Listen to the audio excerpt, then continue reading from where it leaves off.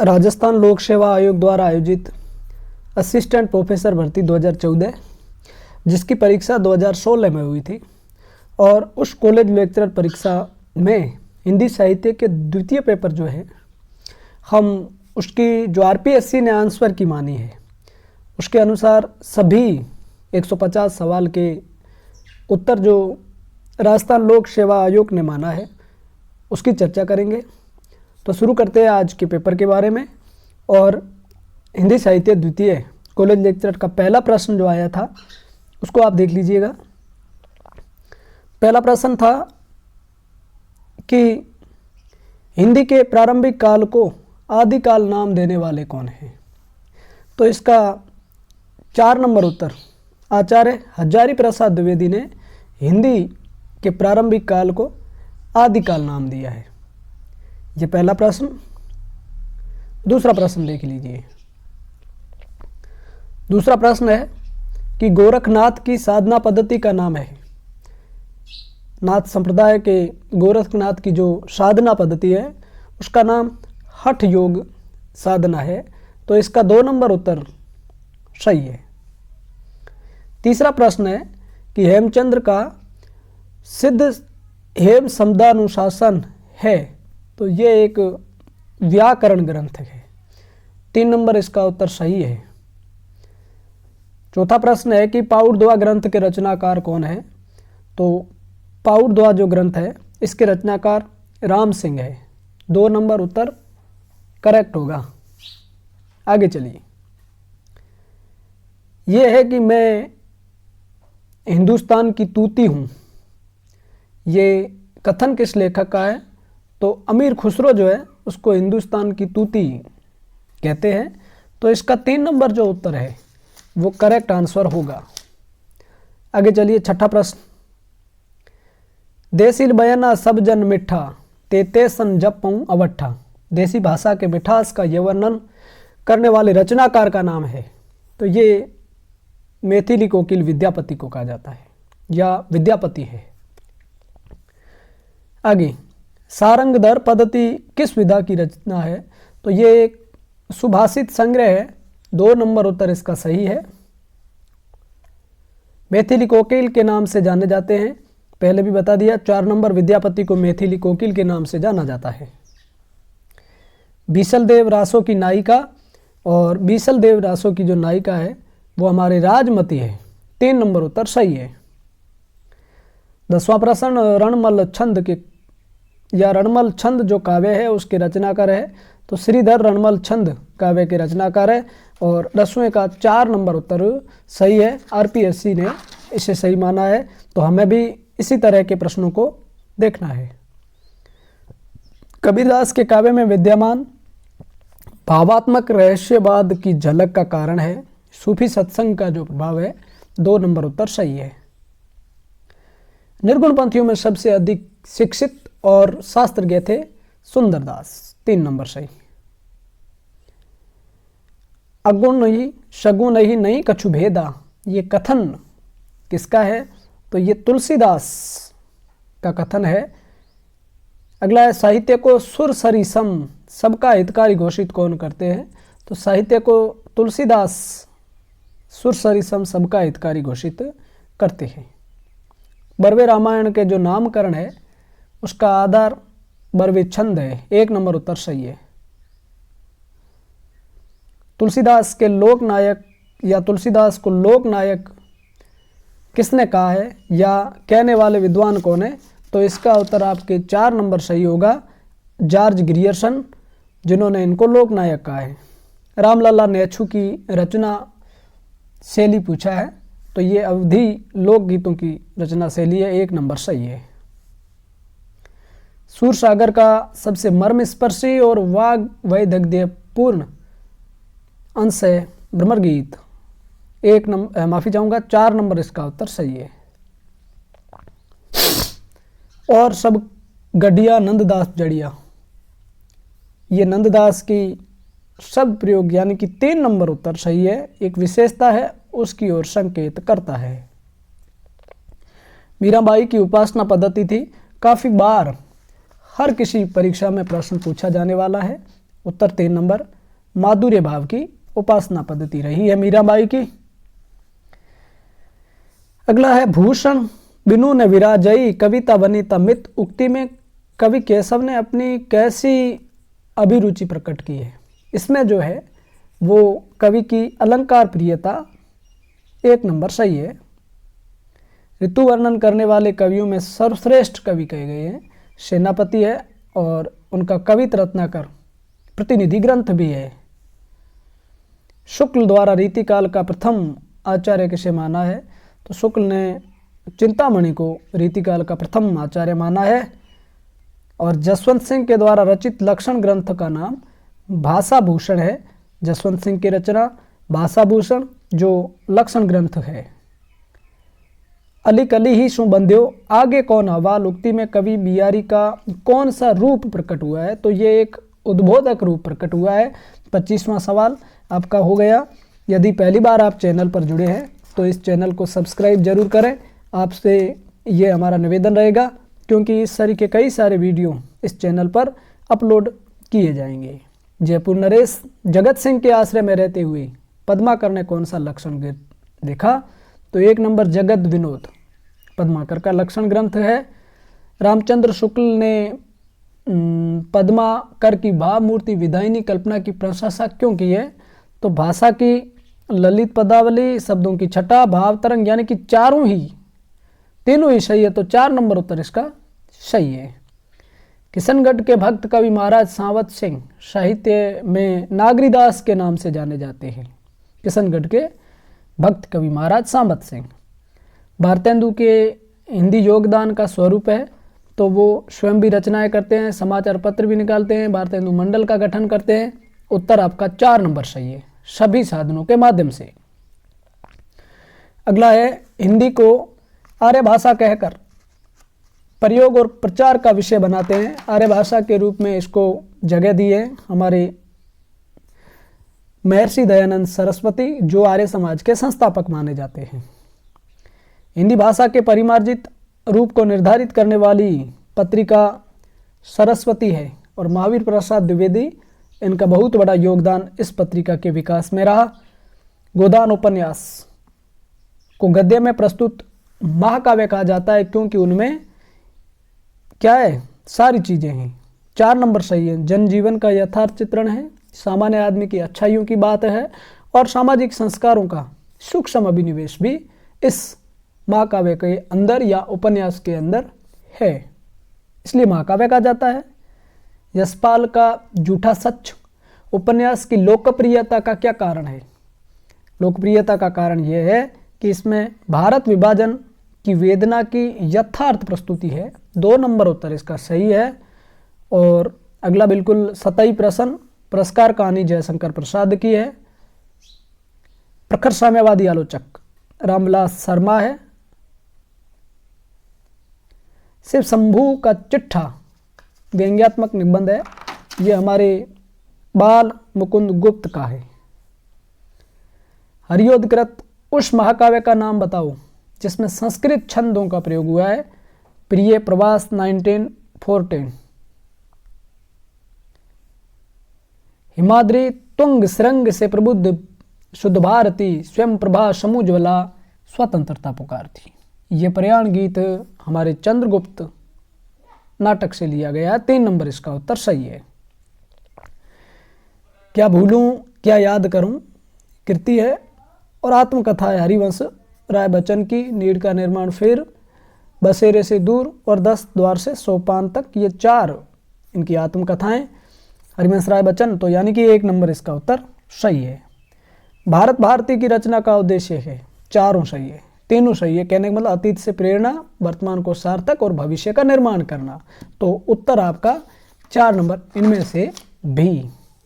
चले आगे 41 इसको मिलाना है तो भक्तमाल नाभादास की रचना है, ठीक है, और भक्त नामावली ध्रुवदास की है।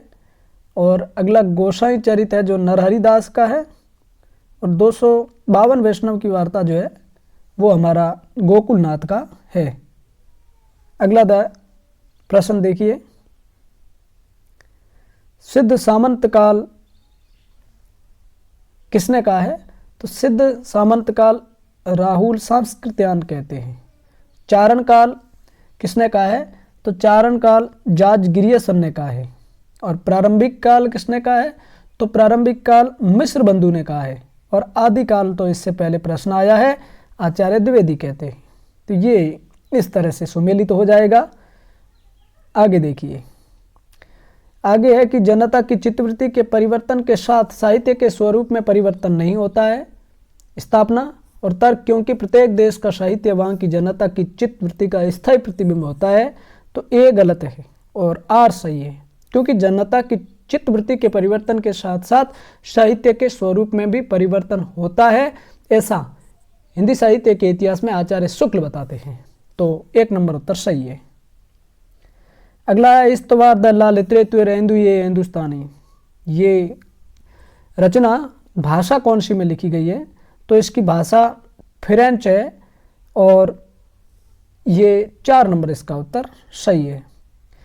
अब जैसे आगे देखिए कि पहले जैसे गाथा या गाहा कहने से प्राकृत का बोध होता था और वैसे ही पीछे क्या कहने से अपभ्रंश या लोक काव्य भाषा का बोध होता है? तो वो इसका उत्तर है दोहा या दुआ। 3 नंबर सही है। और सरहपाद को हिंदी का प्रथम कवि किसने माना है? राहुल सांकृत्यायन ने। और सिद्धों पर सबसे ज़्यादा काम राहुल सांकृत्यायन ने ही तो किया है। रासो शब्द को आचार्य शुक्ल रसायन से उत्पत्ति मानते हैं। 2 नंबर इसका उत्तर एकदम सही है।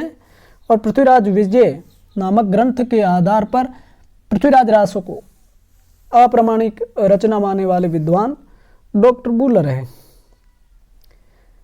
गद्य पद्य मिश्रित चंपू काव्य की प्राचीनतम हिंदी कृति अपने अरोड़ा द्वारा रचित राहुल वेल है, उसको माना जाता है। तो इसका 3 नंबर उत्तर सही है। अगला है रचनाओं के बारे में पूछा है, इसका सुमेलित करना है। तो बीसल देव रासो नरपति नाल की है। खालिक बारी अमीर खुसरो की है। भरते स्वर बहुबली रास ये शालिभद्र सूरी की है। और दुआ को सरहपा की है या सरहपाद की है। इस तरह से ये सुमेलित किया जाएगा। अगला है पृथ्वीराज रासो हिंदी का प्रथम महाकाव्य है और चंद को प्रथम महाकवि मानने वाले विद्वान आचार्य शुक्ल है। तो हमारा 2 नंबर उत्तर सही। 32वां प्रश्न 52वां प्रश्न है कि इनमें से कौन सा ग्रंथ आचार्य द्विवेदी द्वारा नहीं लिखा गया है?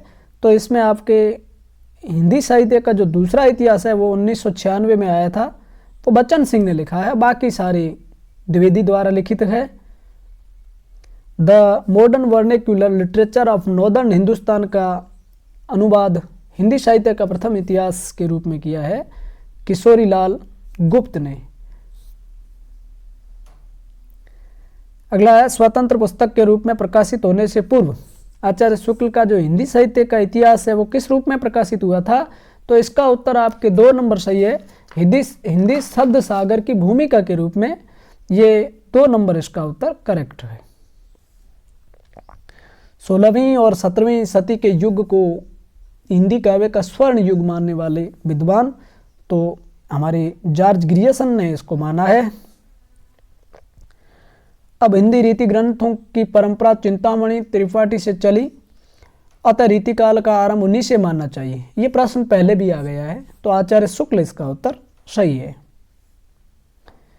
अगला रचना या स्थापना में कि हिंदी काव्य क्षेत्र में कवि और आचार्य एकीकरण का प्रभाव अच्छा नहीं रहा, क्योंकि आचार्यत्व के लिए जिस सूक्ष्म पर्यालोचन शक्ति की अपेक्षा होती है उसका विकास नहीं हो पाया। और दोनों बातें सही है। 1 नंबर हमारा होगा। अगला आचार्य शुक्ल ने आधुनिक काल की सबसे प्रधान साहित्यिक घटना माना है आपके गद्य का आविर्भाव। इसका 4 नंबर उत्तर सही है। आदिकाल में खड़ी बोली को काव्य की भाषा बनाने वाले पहले कवि अमीर खुसरो है, जिन्होंने खड़ी बोली में अपने साहित्य को रचा है। आध्यात्मिक रंग के चश्मे आजकल बहुत सस्ते हो गए हैं, उन्हें चढ़ाकर जैसे कुछ लोगों ने गीत गोविंद के पदों को आध्यात्मिक संकेत बताया है, वैसे ही विद्यापति के इन पदों को भी। शुक्ल जी के इस कथन का आशय है कि विद्यापति के अधिकतर पद जो है वो श्रृंगार के ही है। 3 नंबर उत्तर सही। कबीर परचई अनंतदास 2 नंबर सही। और कबीर के परलोकवास होने पर गद्दी किसको मिली, तो वो धर्मदास को मिली और धर्मदास लगभग 20 साल तक रहे। और संत रजब ने दादू दयाल की जो रचना है उनका सारा संकलन अंगवधु में किया है। 4 नंबर इसका उत्तर सही है। और इनमें से किसका क्षेत्र राजस्थान नहीं रहा साधना क्षेत्र, तो मलुकदास जो है उनका कड़ा इलाहाबाद उत्तर प्रदेश क्षेत्र रहा है। तो आप 3 नंबर उत्तर को करेक्ट समझें। दार्शनिक विचारधारा की दृष्टि से भेदा भेदी विचारधारा से संबंधित संत है। इसमें गुरु नानक है, नगेंद्र की किताब, और उसमें लगभग 160-61 के आसपास है। तो उसमें ये स्पष्ट लिखा हुआ है कि नानक भेदवादी विचारधारा से संबंधित है। फिर आप आगे वाला प्रश्न देखिए कि कौन सा संत रामानंद का शिष्य नहीं है, तो इसमें धर्मदास जो है वो कबीरदास के शिष्य है। 2 नंबर उत्तर सही है। मृगावती अपने कुतुबन की है। सत्यवती कथा ईश्वरदास, चंदायन मुला दाऊद, और अंसावली असाइत ये सुमेलित हो गया। फिर आगे वाला प्रश्न देखिए, ये सिद्धांत 1 और सूची 2 को मिलाना है। विशिष्ट अद्वैतवाद रामानुजाचार्य, शुद्ध अद्वैतवाद वल्लभाचार्य, अद्वैत शंकराचार्य और द्वैत अद्वैत निम्बार्काचार्य या भेदाभेद इसको कहा जाता है। तो इस तरह से ये हमारा उत्तर करेक्ट है। अगला है, नीचे दी गई रचनाओं के आधार पर उत्तर दीजिए। ए दुआवली, 2 हनुमान नाटक, 3 राम ध्यान मंजरी और वैराग्य संदीपनी 4 नंबर। इसमें तुलसी की नहीं है, तो बी और सी, ये तुलसी की रचनाएं नहीं है।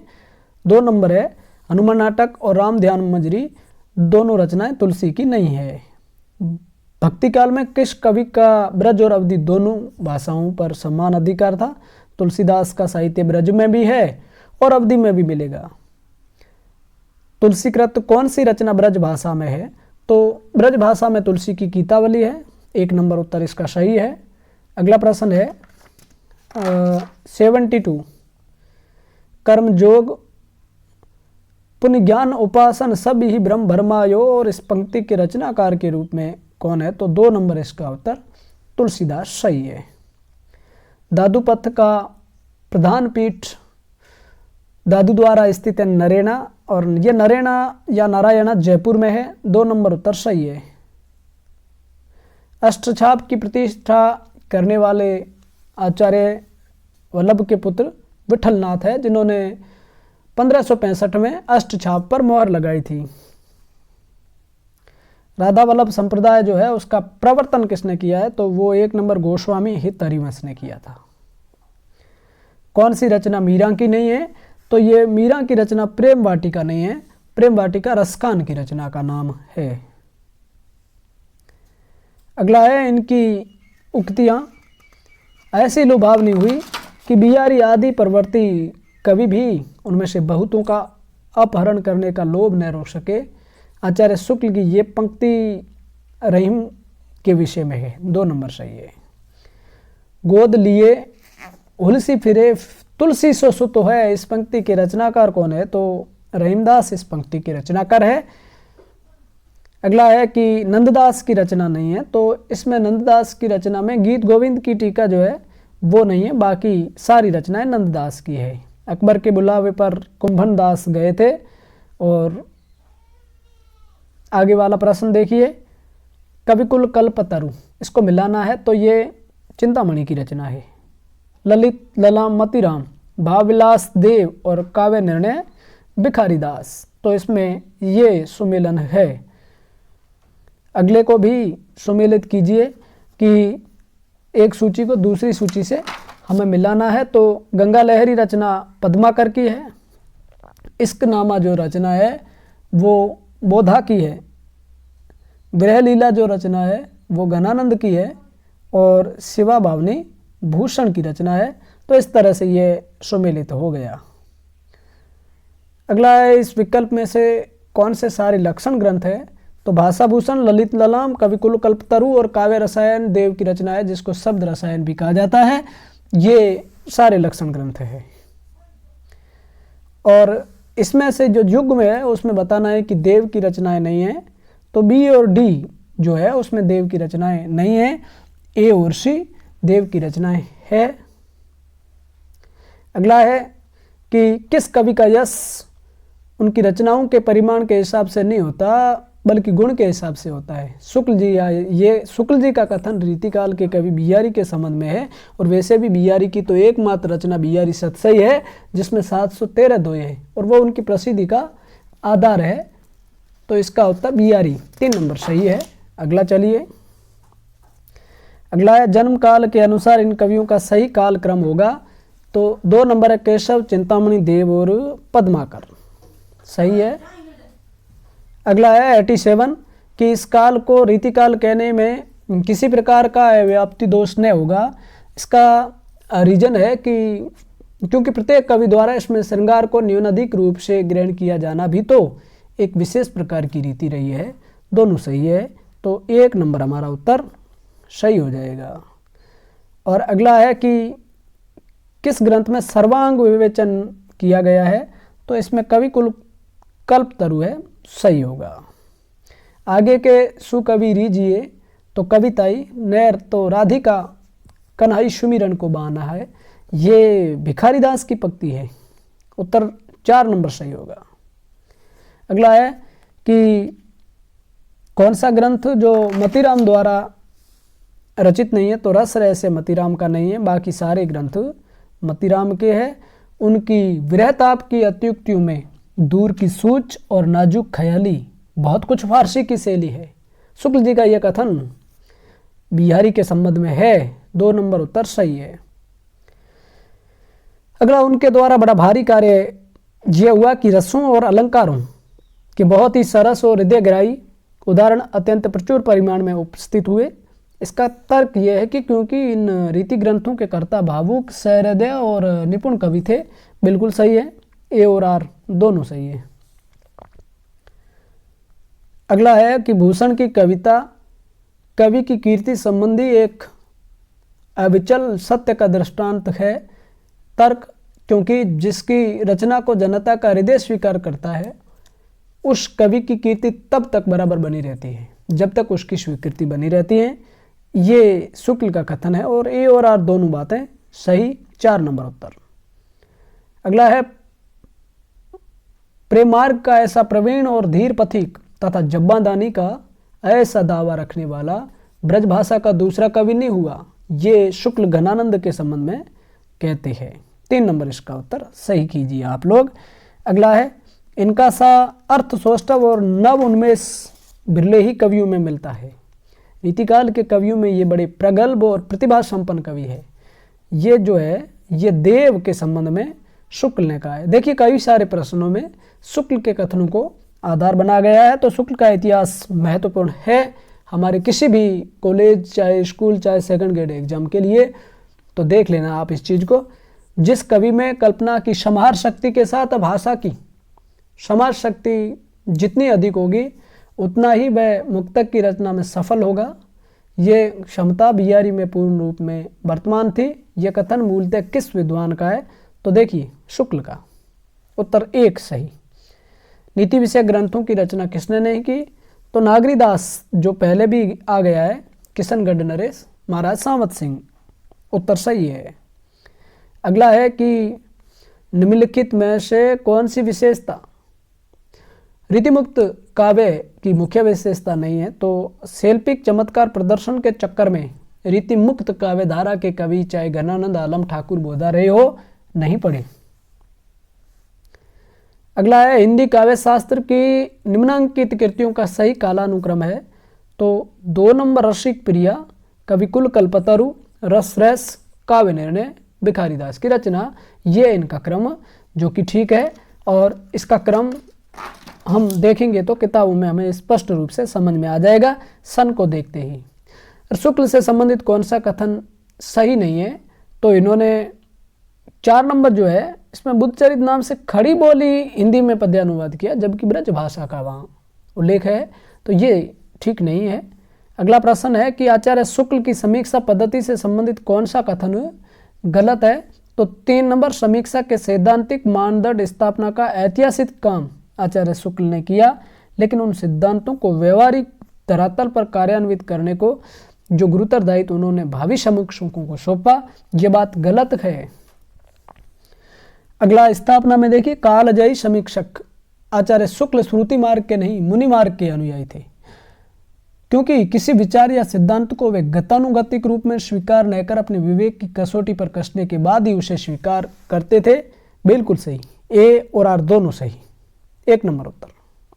आचार्य नंद दुलारे वाजपेयी की समीक्षा पद्धति से संबंधित कौन सा कथन सही नहीं है?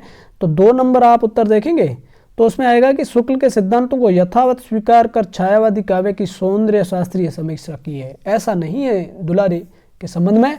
तो 2 नंबर उत्तर इसका सही है। अगला है, निबंधकार आचार्य द्विवेदी के संबंध में कौन सा कथन गलत है?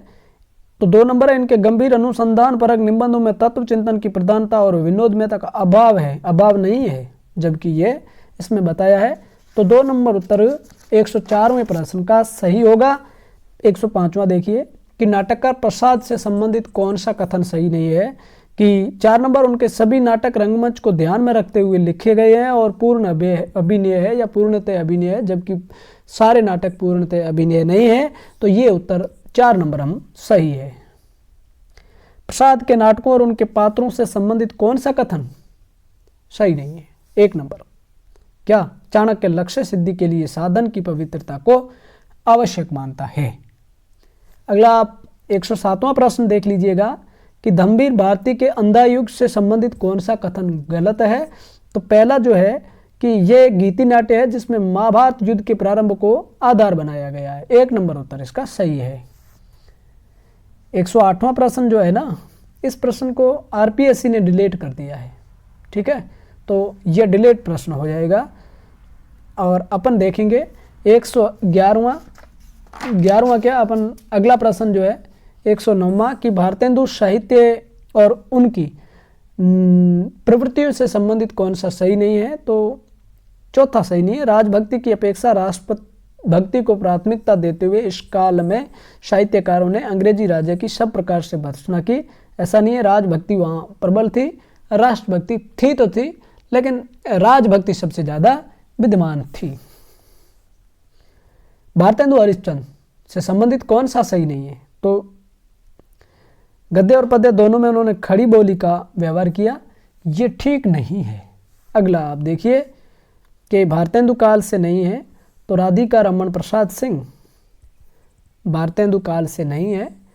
आगे चलिए, स्त्री विमर्श की घोषित नारीवादी लेखिका प्रभा खेतान को माना जाता है।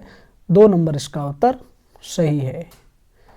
अगला सुमेलन करना है तो हम सुमेलित करेंगे, लेकिन आपको बताएं ये भी आरपीएससी ने डिलीट कर दिया है। तो 113वां प्रश्न है वो आरपीएससी द्वारा डिलीट कर दिया गया है।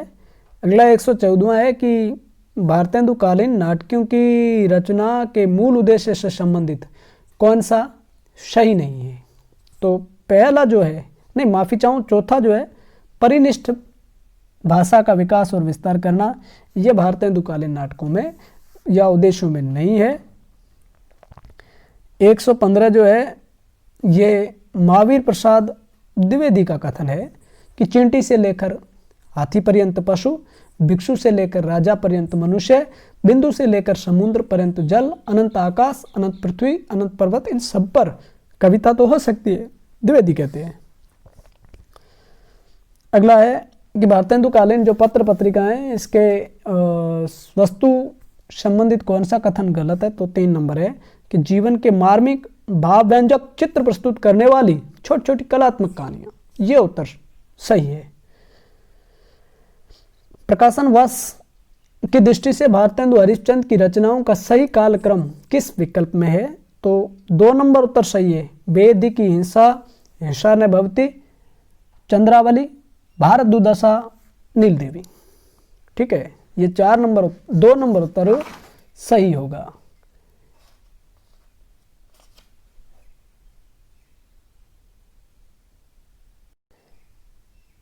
अगला प्रश्न कि प्रकाशन वर्ष के अनुसार मैथिली शरण गुप्त की रचनाओं का सही कालक्रम, तो ये 4 नंबर उत्तर सही है। भारत भारती 1912, साकेत 31, यशोधरा 32, विष्णुप्रिया 1957। अगला प्रश्न देखिए, रामनरेश त्रिपाठी द्वारा संकलित संपादित कौमुदी संग्रह से संबंधित कौन सा कथन सही नहीं है? तो 10 खंड नहीं है, 8 खंड है, तो 1 नंबर उत्तर सही है। अगला सुमेलन करना है। सुमेलन में प्रजा हितैषी राजा लक्ष्मण सिंह, समालोचक गुलेरी, ब्राह्मण प्रताप नारायण मिश्र, आनंद कादम्बिनी, बद्री नारायण चौधरी, प्रेमघन। सही है, 120वें का उत्तर। 21वां है कि इनमें से छायावादी काव्य से संबंधित कौन सा कथन सही नहीं है? तो पहला उत्तर सही है कि रहस्यवाद इसका प्रमुख अंग है, ये आपका कथन सही है। अगला है, इनमें से प्रयोगवादी कविता से संबंधित कौन सा कथन गलत है? तो 2 नंबर है, इसमें कविता के शिल्प को विषय वस्तु से अलग माना गया है, यानी कि 2 नंबर इसका उत्तर बिल्कुल सही है। नई कविता से संबंधित कौन सा कथन सही नहीं है?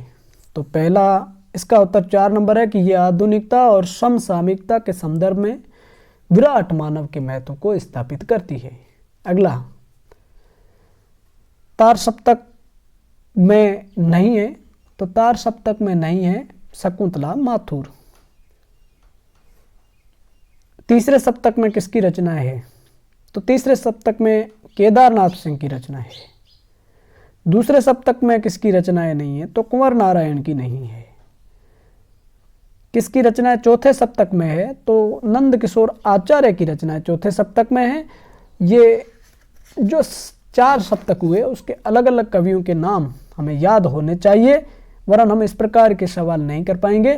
कहानियाँ सुमेलित करना है। पाजेब हमारे जैनेन्द्र की, हार की जीत सुदर्शन, बूढ़िका की प्रेमचंद और रोज अगे की, जिसको गैंग्रेन भी कहा है।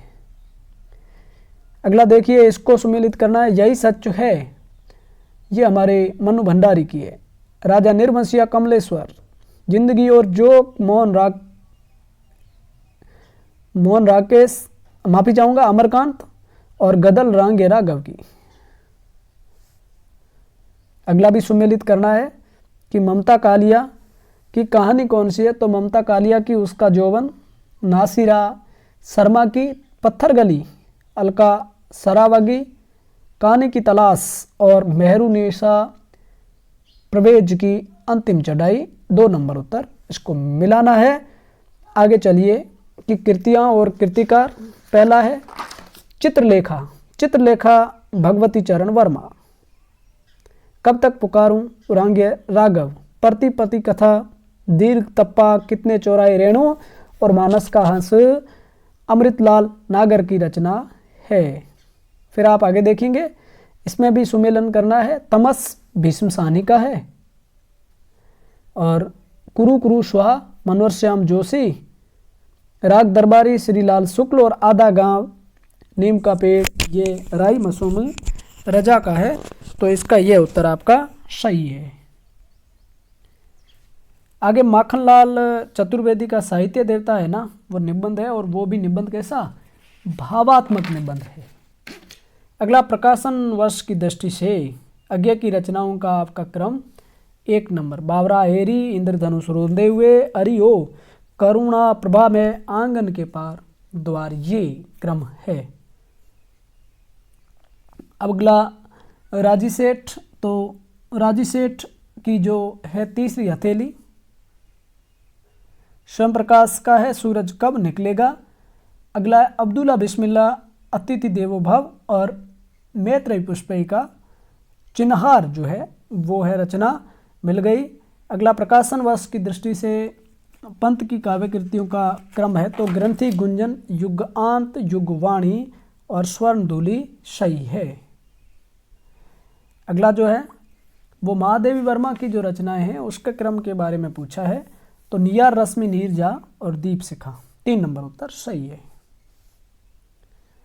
अगला है प्रकाशन वर्ष की दृष्टि से प्रसाद की इन काव्य कृतियों का सही क्रम है तो कानन कुसुम, आंसू, लहर और कामायनी ये इनका क्रम है। 139वां प्रश्न देखिए। संशय की एक रात नरेश मेहता, चांद का मुंह टेढ़ा मुक्तिबोध, आत्महत्या के विरुद्ध रघुवीर शाह और संसद से सड़क तक ये धूमिल है, जिसको सुदामा पांडे भी कहते हैं।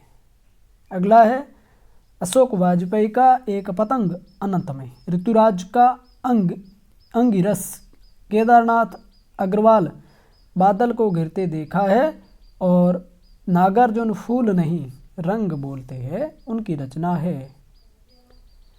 अब इनको सुमेलित करना है रचनाकार की रचनाओं को। तो नरेश मेहता है, उसकी वन पाखी सुनो। शमशेर बहादुर सिंह बात बोलेगी। केदारनाथ सिंह अभी, बिल्कुल अभी। और नंद किशोर आचार्य जो है उनका है जल है जहाँ। तो ये सुमेलन हो गया। आगे आखिरी चट्टान तक ये यात्रा वृत्तांत मोहन राकेश का है।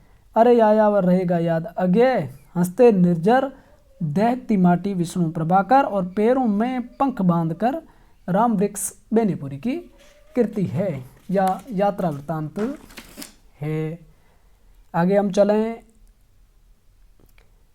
अगला है मृणाल पांडे। मृणाल पांडे की रचना है या उपन्यास है पटरंग पुराण। क्या 2 नंबर सही होगा।